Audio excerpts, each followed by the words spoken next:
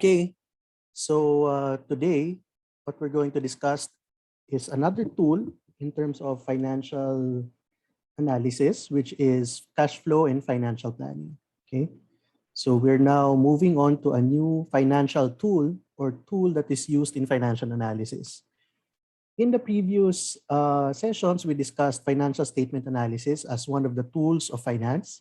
The second tool of finance that we're going to discuss is cash flow and financial planning and forecasting. Okay. First, we need to understand what is the financial planning process. So the financial planning process begins with long-term strategic financial or financial plans that in turn guide the formulation of short-term of operating plans and budgets. So when we talk about financial planning as a process, we're talking about two phases. Okay, long-term financial plans and short-term financial plans. And usually both plans are interrelated. Okay, you need a long-term financial plan, which you then break down to short-term financial plans. And when we talk about financial plans, we are usually talking about budgets. Okay, because budgets are the quantitative expression of the plans of a company. Okay, so for example, plano mong mag-expand. Okay, how do you usually express that expansion plan based on its financials? Okay, you usually express it when you integrate it into a budget. Okay, because the budget shows you, or the budget embodies what the company wants to achieve in the short and in the long run. Okay, so when we talk about budgets, usually we're talking about budgeted income statements, okay, budgeted balance sheets, and budgeted cash flows. Okay, so the budgeted income statement, balance sheet, and cash flows of a company embody or reflect the plans of an organization. Okay, and with that, those plans can be divided into two: long-term plans and short-term plans. Okay, and both of these things have corresponding budgets. A long-term financial plan or a long-term financial budget and a short-term financial plan or a short-term financial budget, which embodies these three elements. Okay, so it's very interesting because especially when we go to the latter part of this course, we will be using a lot of budgeting processes or forecasting processes so that we can evaluate business decisions. Okay, and we'll talk more about that later. Okay, so usually in terms of the financial planning process, there are two areas of it. One is cash planning, the other is profit planning. When we talk about cash planning, it involves the preparation of the firm's cash budget. Okay, when we talk about cash budget, it is planning how much cash is generated and spent by an organization in the short run. Okay, now profit planning involves the preparation of pro forma financial statements. So this is balance sheet, income statement, cash flows. And usually this can be short or long-term in nature. Okay, so usually profit planning involves the preparation of short or long-term financial statements in nature. Okay, so both of these are useful for internal financial planning purposes. Why is there a need for internal financial planning? There's a need for internal financial planning so that you can anticipate performance. Okay, without anticipation of performance, it might be difficult to determine whether a company's performance is satisfactory or not. You have a target supposed to be, so that you know that the performance of the company is satisfactory.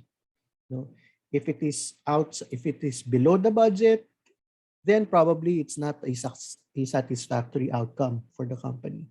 And for us to determine that budget, um, we usually create profit plans and cash plans. Okay.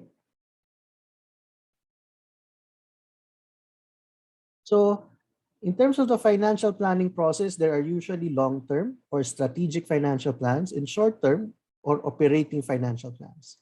So long-term financial plans lay out a company's financial actions and the anticipated impact of those actions ranging from 2 to 10 years. Okay? So long-term nga eh. So dapat makita yung overall performance of the company over a longer period of time. Okay? 5-year strategic plans are common. In most organizations, mayroong tinatawag na rolling 5-year strategic plan, wherein every year you calibrate for the next 5 years what is the long-term financial plan, what is the forecasted balance sheet cash flows over the next 5 years. Okay, that's common in organizations. Generally, firms that are subject to high degrees of operating uncertainty, relatively short production cycles, or both, tend to use shorter financial planning horizons. Kung masyadong maraming uncertainty in your organization, then a long-term strategic plan of 5 to 10 years might not be practical. No, since it's very difficult to forecast the future if there's a lot of uncertainty in your operations. Right? So usually, kung ganun yung nature of the company, shorter planning horizons are considered. Okay? If there's relatively short production cycles, then probably there's no need for a very long-term financial plan. Probably 2 years is enough. No? Because 2 years is already like 10 production cycles, for example. So it gives you a lot of work to do in a short period of time. Okay? On the other hand, short-term operating plans, are plans that specify short-term financial actions and anticipated impact of those actions. When we talk about short-term financial actions, usually it covers a period of 1 to 2 years, and usually it covers monthly or quarterly performance. Okay? Yung long-term strategic plans, usually annual income statement, annual na balance sheet, or at the end of every year, there's a balance sheet. Okay? But for short-term or operating financial plans, it could be more granular. There could be monthly income statement, and there could be balances at the end of every month. It could be quarterly. No, but the fact is, or the key is that more granular performance of the company is examined. Okay, because the more granular it is, then it can be useful for day-to-day operations.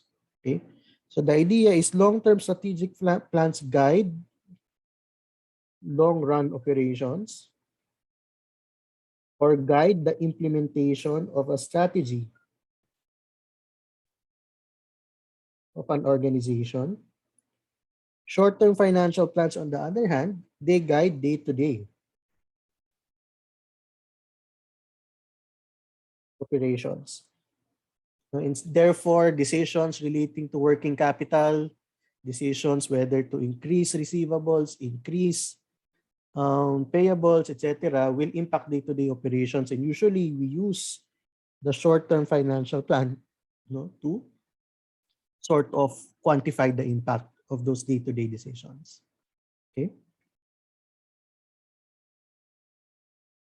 When preparing short-term, we start with short-term first. When preparing short-term financial operating plans, okay, there are the usual output is a cash budget. What is a cash budget? It is a statement of the firm's planned inflows and outflows of cash that managers use to estimate its short-term cash requirements. On a day-to-day basis, a key concern of companies is to whether they have sufficient cash to support its operations. Day-to-day, that's an issue. No? Kasi on an annual basis, pwedeng mataas yung cash balance. Pero within the year, there could be other factors to consider like seasonality. Mababa ang benta ng mga Christmas trees, for example. Walang benta yan ng January to, I mean, probably February to October, no? But all of a sudden, there's a surge in demand, November, December, January, right? And so therefore, during that time, probably intra-year or within the year, cash requirements will vary, right? That will not be captured by an annual analysis. Okay? That's why it is usually prepared for periods less than a year, quarterly or monthly, to guide day-to-day operations of the company. So ang concern natin under a cash budget is to predict, the cash inflows and cash outflows of the company on a monthly or quarterly basis. And for us to be able to do that, the starting point is a sales forecast. Okay, so the sales forecast is a prediction of the firm's sales over a given period based on external and or internal data, and it is used as a key input in the short-term financial planning process. Okay, why is it a key input in the short-term financial planning process? Okay, kasi sales dictate the amount of resources that the company needs, right? If sales are increasing at 10%, therefore your inventories must keep up, right? And if your inventories will keep up, okay, then you must have enough cash so that you can produce more inventories than before because you have to fulfill sales, right? Fulfill the demand, okay? So usually, sales dictate the scale of operations of a company. That's why the first step in all of this, the first step in the determination of the cash budget is to predict or to develop a sales forecast. No? Now, there are various ways of forecasting sales, and we'll not cover it in this course. We'll probably cover it in your management science class, no, management science 2, no, or BA 182. That would cover forecasting methods. No, so we'll not cover it in this class. But forecast can be externally developed or developed using external factors, or it could be developed using internal factors. So an external forecast is a sales forecast based on the relationships between the firm's sales and certain key external economic indicators. For example, GDP growth. For example, ang iyong product is food, no?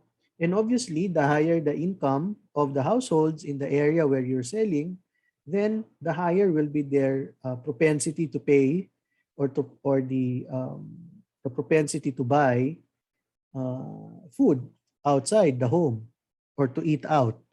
So, pwedeng income of households can be an external economic indicator that impacts the sales that you are expecting. And so when you try to get the relationship between your firm's sales and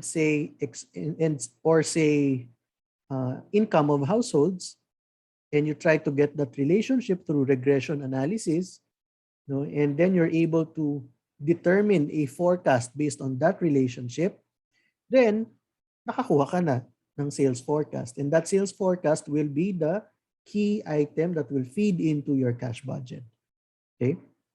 Another is it can be an internal forecast. What do we say? What do we mean when we say internal forecast? It could be because of internal factors such as build-up or consensus of sales forecast in the firm's own sales channels, or wala kang expansion plan, for example, and then may maximum kang capacity.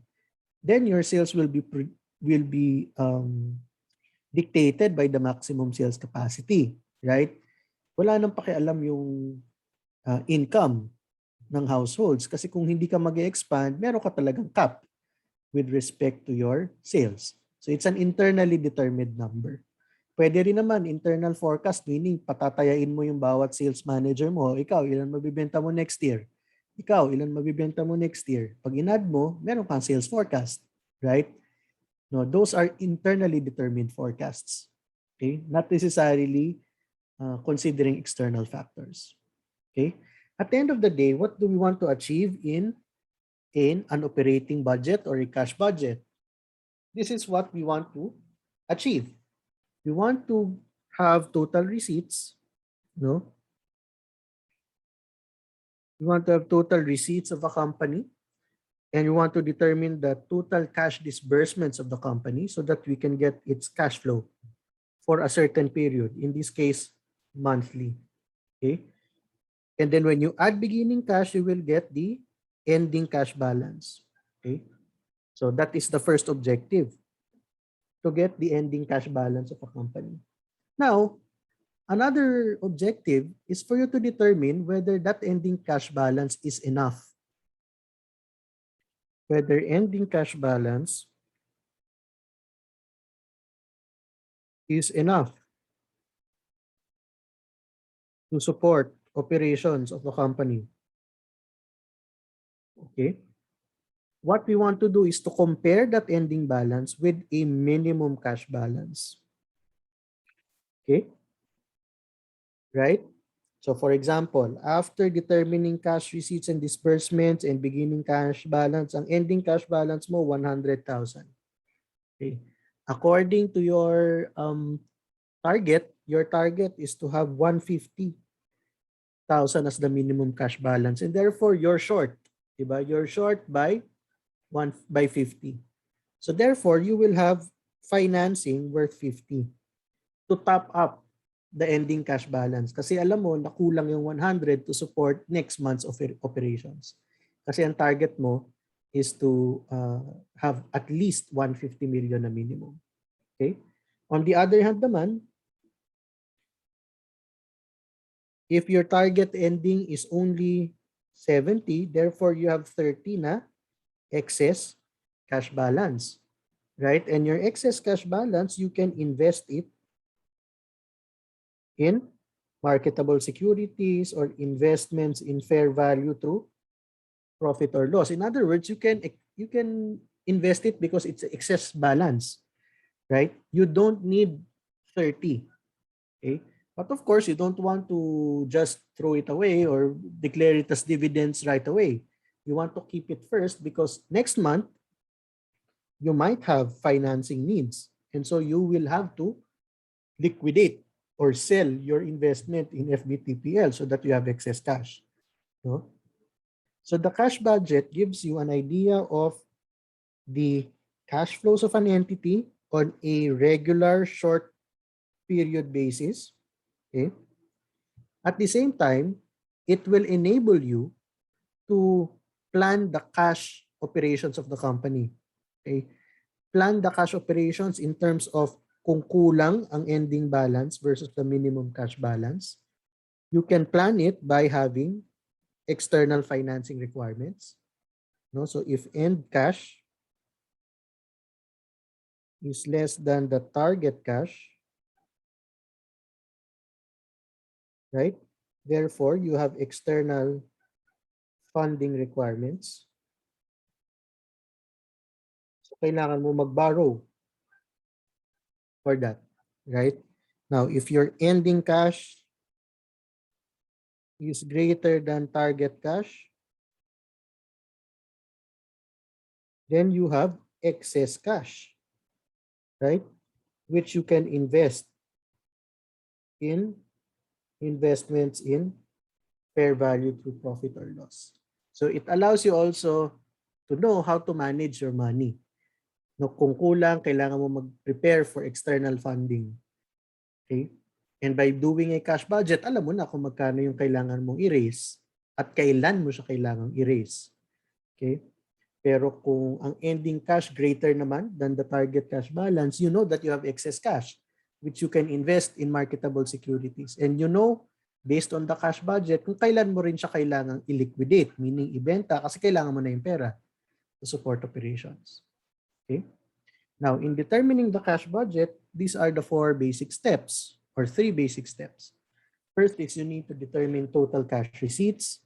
You need to determine total cash disbursements, and then you need to determine the cash flow, ending cash balance, and whether there are financing requirements or excess cash for a certain period.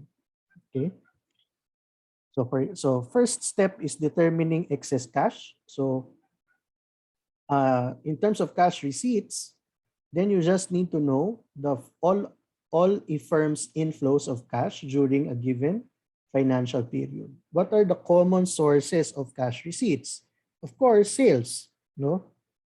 Cash sales or collections of accounts receivable and other cash receipts. Okay? So for example, in a given month, you have sales, for example, of 100,000. You know that not all will be cash sales. Ang ibig sabihin ng cash sales? Sales that are paid in cash. Yung iba dyan, magiging AR muna. Right? And since AR muna sila, hindi sila ma-collect within this month. They will be collected next month. So therefore, the collection pattern of these sources of cash needs to be considered, no, so that they can be put in the appropriate period kung kailan siya marireceive. Okay, yan lang naman ang key sa cash receipts. Okay, you just need to have a reasonable expectation of the collection pattern. Okay, let's have this example. For example, this Colson Industries example. So Colson Industries is developing a cash budget for the quarter October, November, and December. You're given the sales of a company. So during October, November, and December, so October, November, December, the sales is 400,000, 300,000, and 200,000 respectively. You're also given the sales in August and September, which is 100,000 and 200,000 respectively. Okay? So, ang period that we're talking about, October, November, December. Okay? Now, historically, you're able to determine the pattern of collection. Historically, 20% of the firm sales have been for cash.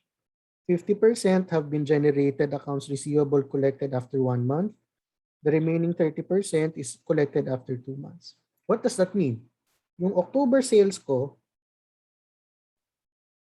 na 400,000, okay, 20% is cash, which means collected in October. Okay?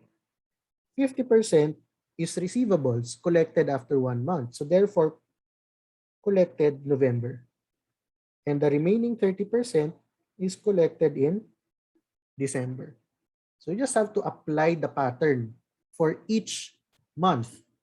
No? So kung kailan siya tatakbong, kung kailan siya magfo-fall in terms of collections.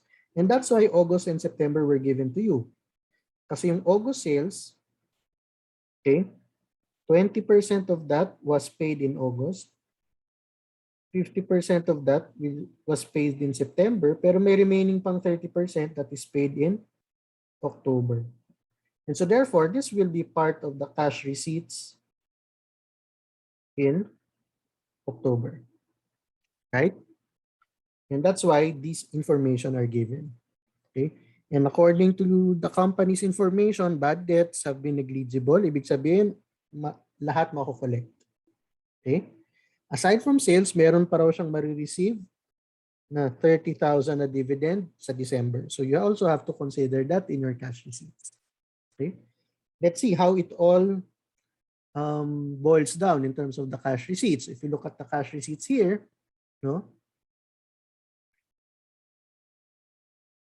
Then, ang pinag-uusapan lang talaga natin is October, November, December, di ba?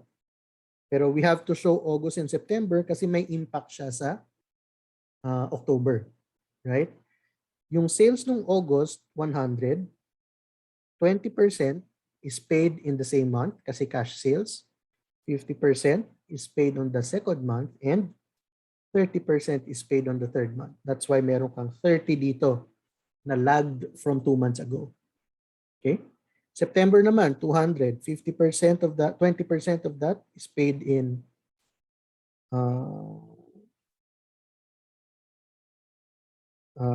September, 50% in October, and 30% in November. Okay? And the pattern continues. For October, 20% on the same year, 50% after a month, okay? And then 30% after 2 months. So tuloy-tuloy lang. yung pattern. And that's how you determine the cash receipts, the projected cash receipts. Okay? And tandaan nyo, hindi lang naman AR. These are all related to sales, right? Meron ka ring other cash receipts, in this case, dividends of 30 in December. Okay? And that's how you determine the cash receipts portion, the projected cash receipts. Okay? So ngayon, pag in-add mo sila together, ito na yung expected cash receipts ko for every month. Right? Very easy. Ang key lang doon is to determine the collection pattern. That's really the key. No? And to determine all other sources of cash, in this case, dividends. No? And consider that in the analysis. All right? The next step is to determine cash disbursements. So in determining cash disbursements, you just need to list down all outlays of cash by the firm during a given financial period. What are the most common cash disbursements? Okay. So cash purchases, meaning purchases of inventory.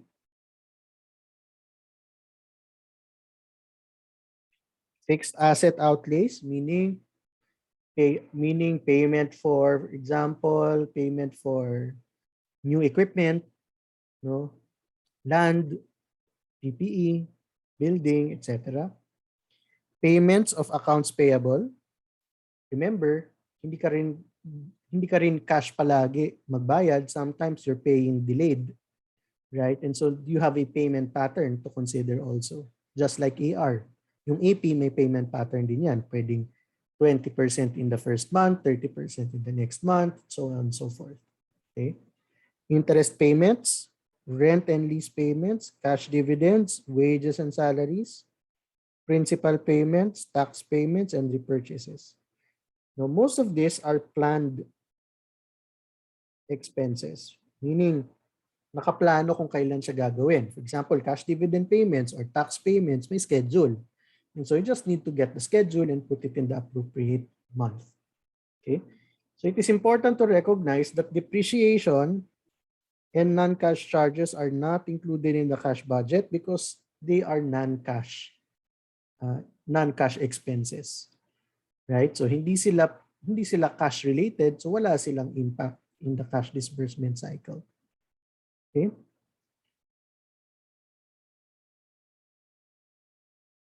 So in our Colson example, for purchases, for example, the firm's purchases represent 70% of sales.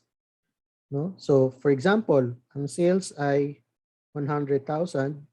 Ang purchases nila for that month, okay, is 70,000. And then yung 70,000 na purchases na yan, merong payment pattern.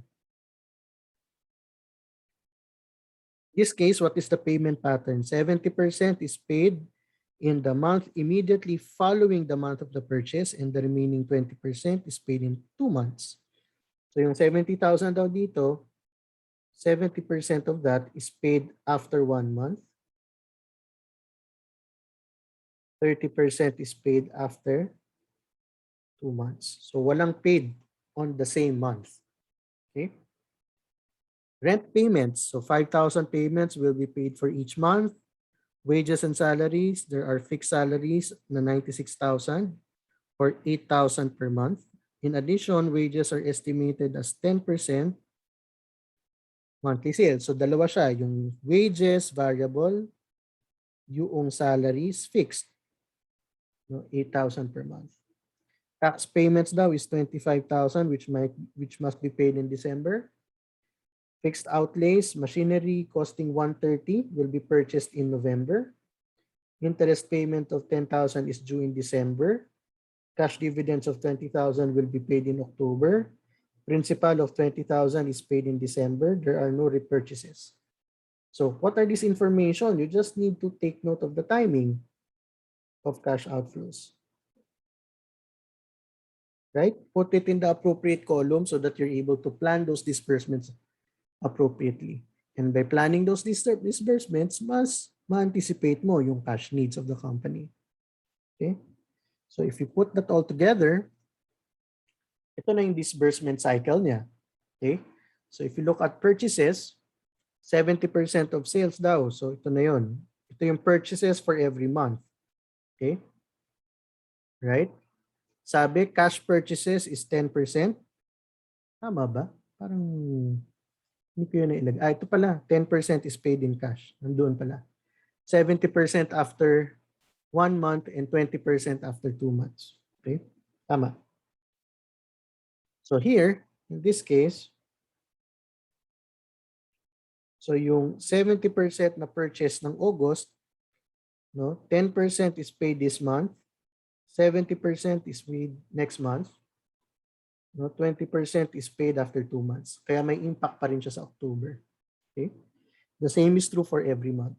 So September, the purchases is 140, no, of which 10% are cash purchases, 50% is paid, or 70% is paid after 1 month, and then 20% is paid after 2 months.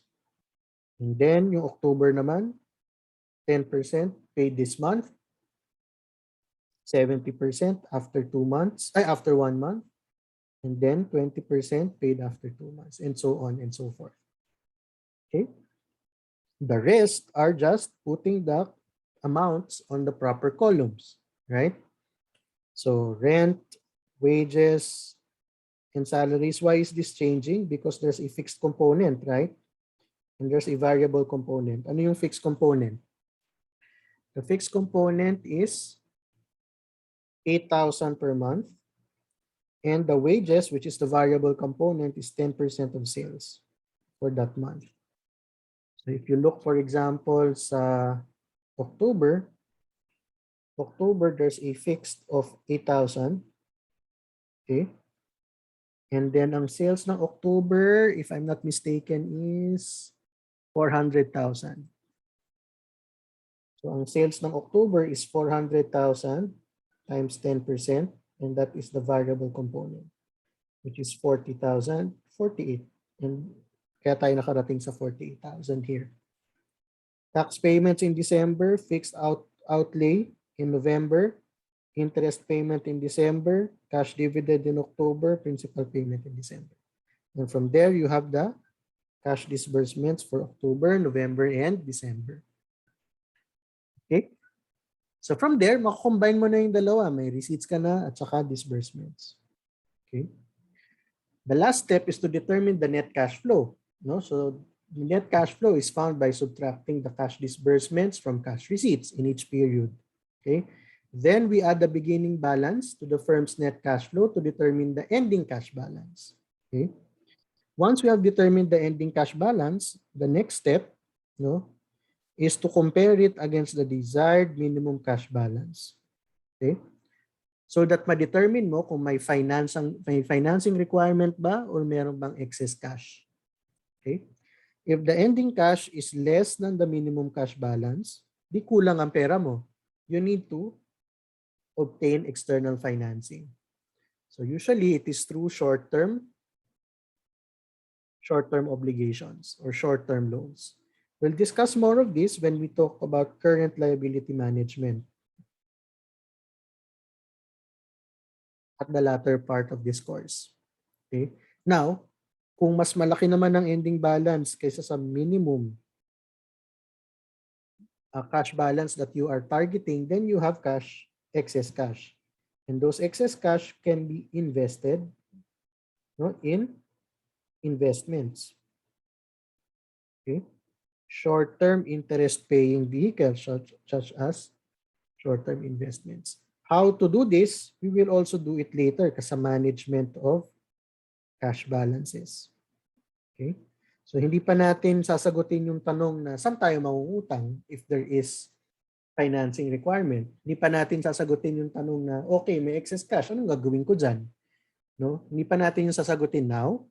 We'll answer it when we go to working capital management in the second half of this course. Okay? So, the minimum cash balance or the target cash balance are affected by these things. Okay, number one, seasonality of sales. Okay? So, pwedeng in periods with low sales, mababa rin ang target cash balance. Pwede ring on periods of high sales, mataas ang required target balance. Okay? The seasonality of sales is a factor in determining that amount. Okay? Second, economic conditions. Kung masama ang ekonomiya, you might want to stock up on cash. Right? Because we want excess buffer. Okay? Second, access to financing. Kung nahihirapan kang mangutang, baka dapat nag-iipon ka ng cash. Right? And malaki yung iyong targeted cash balance. And last is bank compensating balances. What are compensating balances? Pag nangutang ka sa isang bangko, probably they would require you to maintain deposits in their bank. No? And those are called compensating balances. Okay, so kung malaki ang compensating balance, di dapat malaki yung target balance mo. Okay? Again, these are all qualitative for now. The quantitative we'll talk about later when we talk about management of cash. Okay?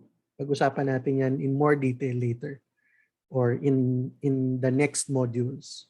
Okay? Now, when we put them all together, the two components together, then we'll determine the net cash flow. Okay? So for October, ito raw yung cash receipts. Ito ang cash disbursements based on our tables, previous tables, right? Our net cash flow is 3 and suppose the beginning cash balance is 50, the ending cash balance is 47. Now, assuming that the minimum cash balance is 25,000, what does it mean? In October, you have an excess cash of 22, right? And therefore, yung 22 can be invested in short-term marketable securities or short-term investments. Okay? So with that, pwede mong i-invest muna para kumita ng konting interest para hindi sayang yung pera. Okay? Let's go to November. Pagdating ng November, 320 minus 418, negative 98 ang net cash flow. And the ending cash balance is 47. So negative 51 na yung magiging ending balance natin. Okay? So therefore, kung kailangan natin ng 25 minimum cash balance, the total financing required so that the ending balance will be 25 should be 76,000. Okay? Remember, notice that what does it imply? It implies na yung 22,000 that I invested in October was already liquidated in November. Ano ibig sabihin ng liquidated? Sold. Binenta na noong November. Paano ko nalaman yun? Okay? Kasi yung ending cash dito, 47. Right? Okay? 47 yung required financing. 47 yung ending balance. Okay? So, yung 47, that is 25 plus 22. So, yung 47 here assumes that we have liquidated or converted the 22 to cash. Okay? Pagdating naman ng December, okay, 340, 305, 35, no? Here, we carry over the negative 51 here. Okay? Right? Negative 16 na lang ang kailangan, 25 yung kailangan, negative 41 na lang yung kailangan. Okay? Right? So, yung negative 41, it does not mean that there's additional 41 needed. No. Yung utang, 41 na lang. Okay? So, this is the balance of the loan or the financing requirement. Okay? Saan nanggaling yung difference between 76 and 41? No? 35. Saan nanggaling yun? Sa cash flows for this year. Right? Yung cash flows for this year, inassume na pinangbayad ng utang. Kaya ang cumulative financing required, 40 na lang pagdating ng December. Okay? So this when you do this kind type of calculation, itong line na ito, this refers to your cumulative financing balance. 0 to 76,000 worth of loans. And then in December, 41,000 worth of loans na lang yung balance of the loan. Okay? It does not pertain to additional loans, but it pertains to the balance of the notes payable, which is the source of short-term financing. Okay? Saan nanggaling yung difference na to? 35, yun yung na-generate na cash in December. It was used to pay down this debt, right? So I hope that's clear. Now, of course, there are uncertainties in the cash budget, of course, no? Hindi naman yan sure palagi, no? Kasi yung mga inputs, estimates lang yon or forecasts lang yon. So there are uncertainties in the inputs to the cash budget. So one way, no, to try to capture uncertainty in cash budgets is to prepare several cash budgets. No? To prepare several cash budgets. And by several cash budgets, what do we mean? We can make a pessimistic, most likely, and optimistic forecast. No? And from there, makukompute mo ano-ano yung range, no, of scenarios na pwedeng mangyari sa isang kumpanya. And therefore, you can prepare well in terms of the financing or the excess cash of the company. Okay? When you make pessimistic, most likely, and optimistic forecast, we are making a scenario analysis or a what-if analysis. Okay? So for example, hindi pa pala example. Example. Another way to introduce uncertainty into the cash budget is to use simulation techniques. Okay? Use simulation. We will not cover it in this course, probably we'll cover it in management science. Essentially, we'll develop a probability distribution of the ending cash flows for each month. Okay? And therefore, merong random variables yan and all. No, we will not cover it in this course kasi hindi naman tayo stat course, finance course tayo. So we'll be looking at tools. No, so probably that's something that you'll discover in your management science subjects. Okay. So if we use scenario analysis in this case, pwedeng gumawa ng pessimistic, most likely, and optimistic scenarios for each month. Okay? So, paano mo gagawin yon? Pwede kang mag-assume ng iba-ibang sales forecast. Okay? As I mentioned to you, the base talaga of a cash budget is the sales forecast. Magbabago ang disbursements pag nagbago ang sales forecast, right? There are a lot of expenses that are tagged or related to sales. And so therefore, kung mabago ang sales forecast, maging pessimistic siya, so then the cash flows will be pessimistic also. Okay?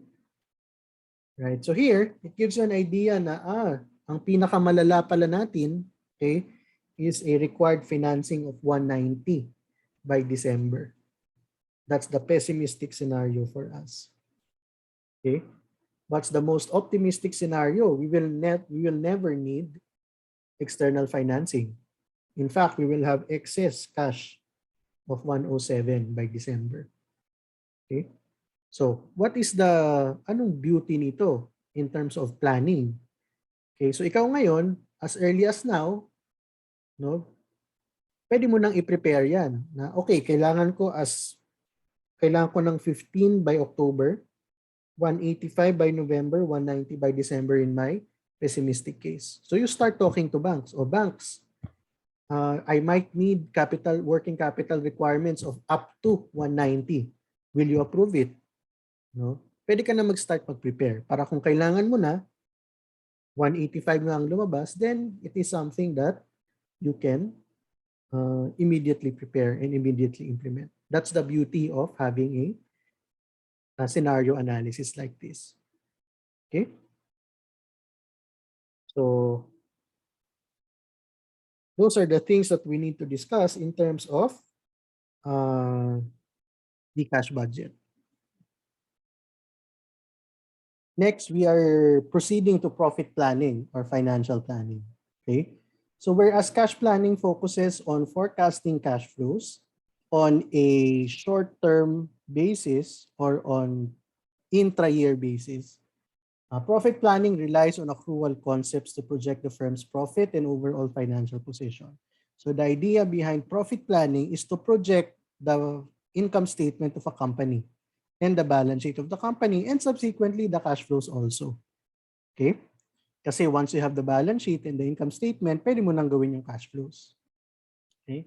Shareholders, creditors, and the firm's management pay close attention to the pro forma statements because these usually dictate, or not man dictate, but it usually shows the path of the company. Nag-grow ba yung company or hindi? Makikita yan in the pro forma statements. Okay? So two inputs are required for preparing pro forma statements. FS for the preceding year or years and the sales forecast. Okay? Again, as I mentioned in cash budget, the same is true for profit planning. No? The sales forecast dictate the profit plans of an organization. Okay, so therefore nag-uumpisa pa rin talaga sa sales forecast. No, in our example, this is also in the book, Vectra Manufacturing. So this is the preceding year financial statements of Vectra. Okay? So you are given the income statement for the year December 31, 2015. They have two products, model X and Y. Their cost of goods sold have different components, labor, materials, overhead, operating expenses, interest expenses, taxes, which is 15% of net profit before tax. No? So yun na yung net income, and then merong stock dividends, and merong kang net income to retained earnings. Okay? So ang net income is 7,650. Okay, that is pre-dividends. Then you're given the balance sheet as of December 31, 2015. Okay? Now, in terms of the projecting the financial statements of the company, here are the steps. Number one, forecast sales, of course. Again, that is the main driver of a forecast. No? So kailangan meron ka munang forecasted sales. And then you can forecast earnings and retained earnings. How do you forecast earnings? Mag-forecast ka rin na expenses. Right? You have sales in the first bullet, expenses in the second bullet, you have net income or net earnings. And then you can get retained earnings after that, right? Next is for you to be able to determine the balance sheet items that are expected to vary directly with sales. Okay. And then determine the new fixed assets brought by management. Determine payments for long-term loans and any planned fundraising activities, and determine the retained earnings. If we're going to visualize this, imagine this is the income statement of the company, balance sheet. Okay? Now, sa first bullet, meron kang sales. So yan yung pinupunuan natin in the pro forma income statements. Second bullet, you've got expenses. So meron ka ng earnings. Pag meron ka ng earnings, pwede mo nang i-add yan sa retained earnings beginning, para magkaroon ka ng retained earnings ending. Right? May retained earnings ending ka na after this. Okay? So, natapos mo na yung income statement sa first two items at saka natapos mo na rin yung retained earnings balance. Okay? So, if you look at the balance sheet, assets, liabilities, equity, no? Sa equity, alam mo na ang retained earnings ending. Kasi natapos mo na to. Right? Next, determine the balance sheet items that are expected to vary directly with sales. These are usually working capital items. What are working capital items? Receivables, inventory, accounts payable, no, etc. Okay? So, pupunuan mo na yung current assets saka yung current liabilities ng balance sheet. That's what you do in the third bullet. No? In the fourth bullet, determine new fixed assets. So, pupunuan mo na rin yung long-term assets na portion, no, ng balance sheet.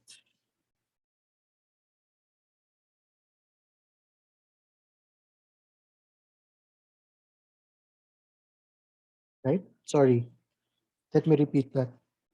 So asset, liabilities, equity. So sa third bullet, meron ka ng current assets at current liabilities. Sa fourth bullet, pupunuan mo na yung fixed assets. And therefore, magkakaroon ka na ng total assets. Okay? Sa fifth bullet, yung long-term liabilities at saka common stock, dinidetermine mo na. Long-term loans and any planned fundraising plans by management. Alam mo na yung retained earnings because you already computed it here. Okay? So by this point, buo mo na yung balance sheet. Right? At kung buo mo na yung balance sheet, malalaman mo na balyansa ba yung assets is equal to liabilities plus equity. If they are not balanced, then external funds might be needed. Okay? We'll discuss more of that later. Okay? So that's the methodology ng any financial model or ng any financial statement forecasting. It starts with the forecast of sales, then forecast of expenses. May net income ka, papasok na yan sa retained earnings. At yung RE mo, pwede mo nang ipasok dito sa iyong balance sheet. And then next, i-forecast mo na yung mga balance sheet items at ilagay mo sila sa proper balance sheet account. Current assets, current liabilities, fixed asset, long-term liabilities. No? Meron ka ng total assets, meron ka ng total liabilities, may total equity. Titingnan mo na lang balanse ba? Kasi kung hindi sila balanse, it means either kulang yung na-generate na funds ng company, no, para mabuo yung assets na gusto niyang buuin, right? And so dapat magkaroon na external funds pa or mangutang palalo. Okay? That's what we'll demonstrate in this portion. First step is sales forecasting. Okay? It is the key input for pro forma statements. No? There are some external factors related to the sales forecast. No? It can be inflation, taxes, foreign exchange, could be GNP, GDP growth rates, oil prices. These are all economic indicators that may impact the demand for your products. And so using regression or using econometric or statistical tools, you might be able to find relationships between your sales and these factors. And therefore, it may contribute to the determination of the sales forecast. Okay. Next is competition. If there are more competition, probably demand will be scarce or competition will be fierce. So yung volume that you're going to sell will be less. Okay. There could be economic or political crisis to consider. Okay, so those are all external factors in determining the sales forecast. What are some internal factors? Resources, capacity, available funds for expansion, access to capital. Those all impact the resources of a company, and so it impacts the sales of a company. Okay. Also plans of management, right? Baka ayaw na nilang mag-focus in a certain product, and so therefore, the sales of that product, the forecasted sales of that product will be less. Okay. So in other words, these are all factors that will help you determine the forecasted sales of a company. Once you have determined forecasted sales, next step is for you to forecast expenses so that you can forecast earnings. The simplest method is called the percentage of sales method. Okay. In other words, all expense items, gagawin mong a percentage of sales. Okay? So it forecasts sales and then expresses the various income statement items as a percentage of projected sales. Okay? The percentages used are likely to be percentages of sales for those items in the previous year, an average of previous years, or based on management's expectations in terms of its percentage of sales. Yun yung pinakamadali. Right? Basta, kunin mo yung historical, ilang percent of sales ang mga expenses na yun, then you apply the same percentages in the forecast. Okay? That's the easiest. Okay. However, usually, it's also not accurate because there are expenses that do not grow with sales. Okay? So the behavior of costs may also be considered. And so you can also segregate costs between its variable and fixed components. Okay? Right? So yung variable costs, yun yung mga costs that are directly proportional to a cost driver, in this case sales, and fixed costs that remain unchanged even if a cost driver changes. In our case, that cost driver is sales. Okay? Example ng fixed cost, rent, depreciation, those are usually fixed items, right? And so it's difficult uh, to try and get them. Okay. Variable costs are, for example, direct materials, raw materials, or commissions to your employees. Those can be variable costs, or they behave these costs move with sales. And so therefore, it will enable us to have a better forecast if we're able to also determine the behavior of these costs. No? Now, in our example, let's assume that we know the fixed and variable components of our forecast. Okay?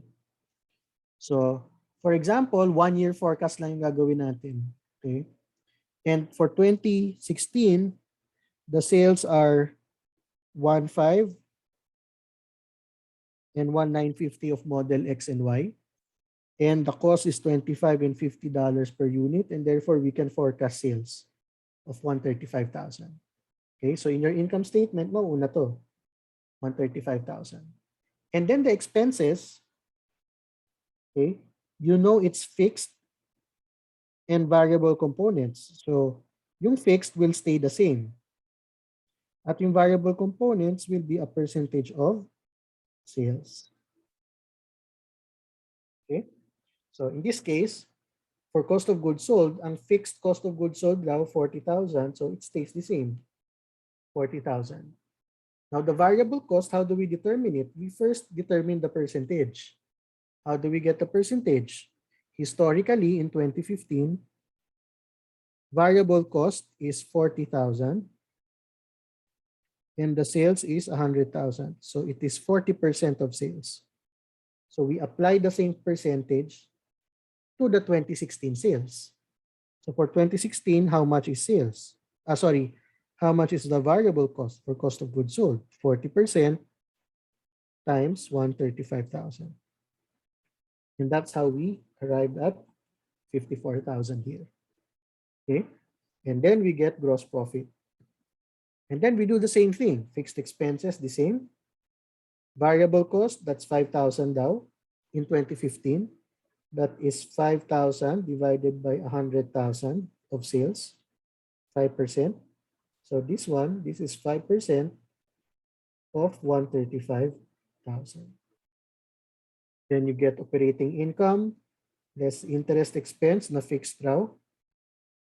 No? Then less taxes, which is 15% of net profit before taxes, and you get net profit after taxes. Okay? So since you know net profit already, okay, buo na income statement mo, pwede mo na siyang i-add sa retained earnings mo. Okay? And you can get retained earnings ending. So may portion na ng balance sheet na buo mo. Okay? The next step is for us to determine the working capital balances. Okay? So most items of working capital will vary with sales. No? So receivables increase as sales increase. Obviously, there will be more collections. Maraming sales mas maraming magko-collect. Right?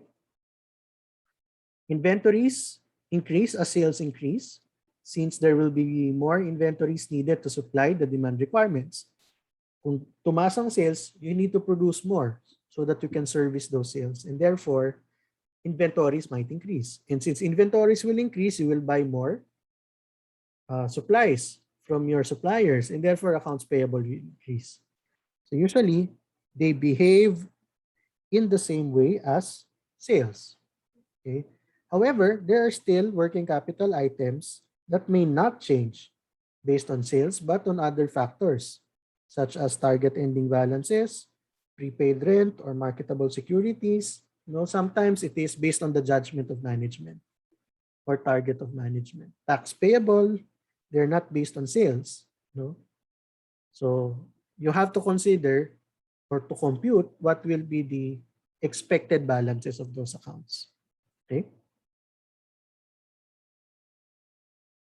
In our case, according to our example, okay, the minimum cash balance is $6,000.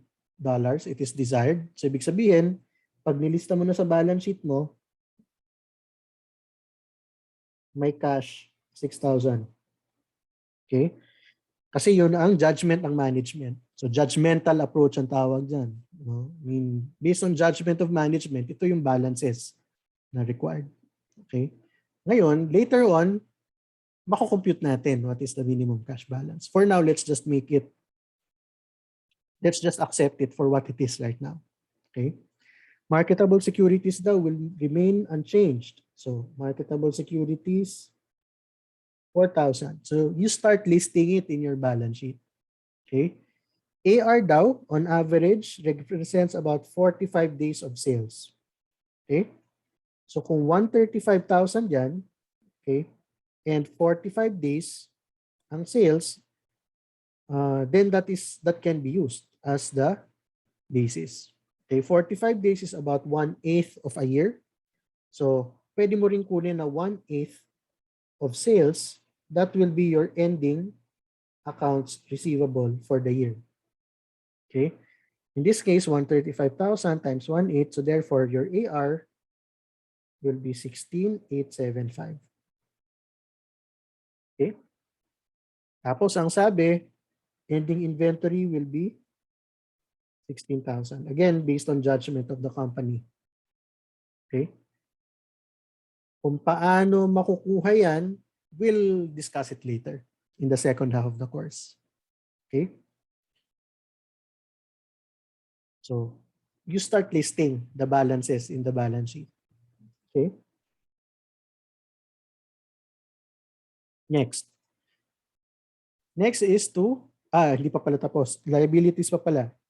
Purchases daw will represent 30% of the annual sales. No, which in this case is approximately 40,500 because that's 45 equals 30% of 135. On the average, it takes 73 days to satisfy its accounts payable. No? So therefore, 73 days is the ending balance of accounts payable. So 73 over 365 is 1/5 times 40,500, 81. Pwede mo nang ilista sa accounts payable mo, may 81 ka dyan na accounts payable. Right? Taxes payable daw will be equal 1/4 of the current year's tax liability. So that's 455. Notes payable will remain unchanged at 83. So notes payable, 83. No other change in current liabilities expected. It will remain at 34. So you start listing it, in other words. Okay, pag na-compute mo na yung bawat required balance ng bawat isa. Okay? After that, we go to fixed assets. The fixed asset forecast seeks to determine whether there will be an additional PPE or disposal of PPE so that you can compute the proper balances at the end of a year. Okay? So the expansion plans of the company is considered, making sure capacity can produce the demand requirements. So in our example, a new machine costing 20,000 will be purchased. Total depreciation for the year is 8,000. So adding 20,000 to the acquisition, but you have additional depreciation of 2,000, no, of 8,000, no. Therefore, it yields net fixed asset of 63. Ang sabi niya is ang net daw noong 2015, ang net PPE was 51,000. Okay? Sorry. So 2016, ang existing net PPE is 51,000. And then you have an additional PPE of 20,000 but an accumulated depreciation of 8,000. Kaya tayo nakarating sa 63,000 na ending balance. Okay? And this balance will be in the fixed asset section of your of your balance sheet. Okay. Next, long-term liabilities. So long-term liabilities, they usually have predefined schedule of payments. Thus, it is considered in determining the balance of the long-term liabilities and its impact in the cash flows. Okay? So there also may need to be planned funding. Kunyari, pinlano nilang mag-issue ng stocks for the year. No? Or they plan to pay dividends for the year. You also have to consider that, no, in the stockholders' equity section. Okay? In our case, the common stock and long-term debt will remain unchanged. There will be no retirements, repurchase, no, of bonds or stocks. So yan na yung balance. Okay? Now, if you look, step 6, okay, is retained earnings and compute for the external funds needed. So retained earnings may be computed and the balance included in the balance sheet. No? Once you have this, okay, malalaman mo na kung balanse ba yung balance sheet. If hindi siya balanse, siguro kailangan ng external financing requirement. Okay? So in our example, the retained earnings will increase from the beginning level of 23,000 to 29,327. Okay? The increase of 6,327 represents the amount of retained earnings calculated in the year-end 2016 pro forma in table 4.15. Okay? So dito.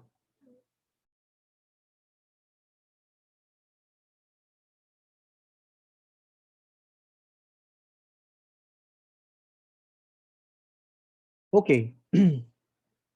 Once you have that, you have listed all your accounts. Okay. You have listed your APs and long-term debts based on their target balances. You will notice that it is not balanced. Total assets is 105,875. Total liabilities and equity is 97,582. Okay?